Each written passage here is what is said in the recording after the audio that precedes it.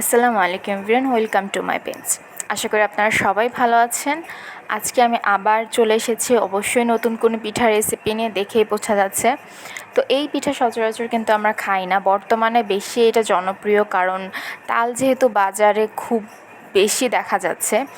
তো আমি অনেক দিন ধরেই আমি চাচ্ছিলাম যে তালের পিঠা খাবো। তো ফাইনালি আজকে আম্মু বানিয়েছে, আর ট্রাস্ট মি, অথেন্টিক তালের পিঠা এত বেশি মজা।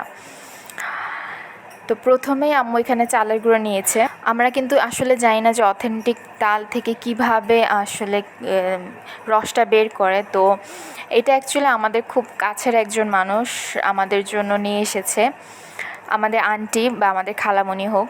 তো উনি এত কষ্ট করে নিয়ে এসেছে, আমি কিন্তু জানি না যে তালের রসটা আসলে কিভাবে বের করে। তো আম্মু বলছে যে এই তালের রসটা ছেঁকে নিয়ে এসেছে, কোনো সমস্যা নেই, আমরা এটাকে চালবো। তো এভাবে নাকি চালা হয় যাতে করে এটার মধ্যে কোনো আঁশ না থাকে, আর আঁশ থাকলে কিন্তু তালের যে পিঠাটা খাওয়া হয় সেটা নাকি মজা লাগে না। আর তালের গন্ধ এত সুন্দর স্মেল, আমার মনে হচ্ছে যে আমি কাঁচা তালই খেয়ে ফেলি। তালের রস নাকি জ্বালিয়ে খেতে হয়, কাঁচা খাওয়া যায় না, বা কাঁচা খেলে অতটা ভালো লাগে না। দেন আম্মু কিন্তু এখানে তালের রসের মধ্যে চিনি, গুড় আর লবণ দিয়েছে। আমি এটা দেখাতে পারিনি, গুড়টা দিলে আসলে আরও গন্ধটা ভালো হয়, তীক্ষ্ণ হয়, মজা হয়।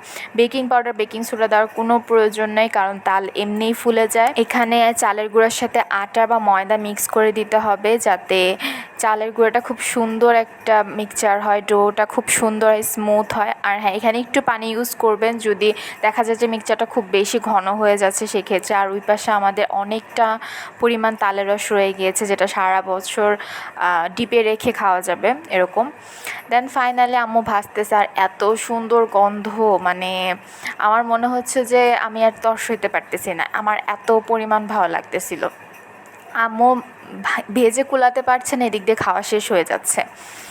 আসলে কি, আমরা ঢাকা শহরে থাকতে থাকতে না এই ধরনের খুব গ্রামীণ জিনিসপত্রগুলো থেকে অনেক বেশি দূরে সরে যাচ্ছি। আমি সেদিন চিন্তা করলাম যে গ্রামের পিঠা থেকে শুরু করে পিৎজা, বার্গার, এটা আসলে বর্তমান আধুনিকতার বলা যায়, কিন্তু এই ধরনের খাবারগুলো আসলে আমাদের সত্যিকার বাঙালি খাবার। তো এই ছিল আজকের ভিডিও, আশা করি আপনাদের সবার ভালো লেগেছে। Thank you for watching. আসসালামু আলাইকুম।